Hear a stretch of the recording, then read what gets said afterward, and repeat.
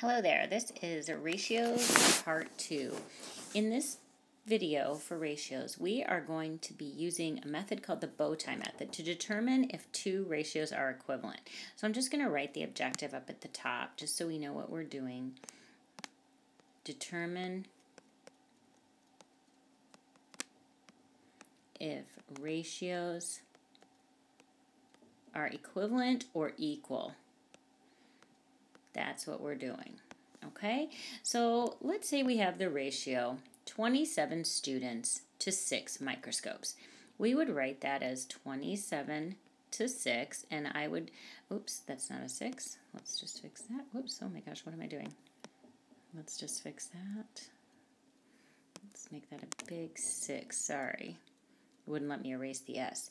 27 to 6. Is that equal to 18 students to 4 microscopes? Okay, so I'm going to put students to microscopes. Oh my gosh, I am really having trouble here. 27 students, okay? We want to know if these two ratios are equivalent. Now, some of you are saying, why don't we just try to simplify them and see if they equal the same thing? That is one way that you can do this. But sometimes this cross multiplication method or bow tie method is actually simpler and quicker. So you might also be saying, why would we ever want to do this? Well, sometimes you need to use ratios to help predict or plan things. So let's say that we know that in our science class we have to have a ratio of 6 microscopes for 27 students. But what happens if we have a visiting class come one day and we need to triple the number of students? So we would need to know how many microscopes we would need. So we can use ratios, simplified ratios, to help us predict that. And so this is one way to determine if they would be the same ratio. So let's show you what the bow tie method looks like. What you do is circle across the ratios, okay? We call that cross products, and then we multiply in between. We multiply the two products.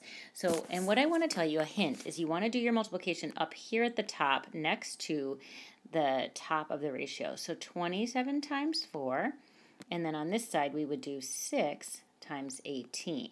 Okay, we would use our calculator to do the multiplication. Okay, so 27 times 4 is 108, so equals 108. 6 times 18 is equal to 108. So these are equivalent ratios. We would say yes, they are. Okay, that is all you have to do. Okay, let's go ahead and look at the next one. What if it costs $4 for 16 ounces? $4 for 16 ounces. Let's say it's juice or something, so it's $4 for 16 ounces of juice. And then over here we find out that it's $10 for 40 ounces. Okay, we want to know, are these equivalent ratios? Maybe we're at a store and we want to determine, like, should I go ahead and buy the $10 for 40 ounces because is that a better price than the $4 for 16 ounces, or is it the exact same price? If it's the exact same price, then maybe we don't need to buy the big bottle. But if it was less, we might want to save money. So let's do our cross products.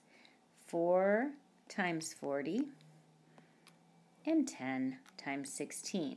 Okay, so we do 4 times 40, okay, which equals 160. And then 16 times 10, which also equals 160. So these are, yes, they are equivalent. Okay. If you find out that the two products are not equal, it would not be equivalent. So let's just make one up and do another page. Okay, so what if we had, I'll just do 52 over 68. Is that the same? We'll do dollars again, and maybe $52 for 68 ounces. And then over here we'll do $76 to 88 ounces. Are those equivalent ratios? Well, let's take a look and see. So we would circle across, multiply in between. So we would have 52 times 88 which equals 4,576.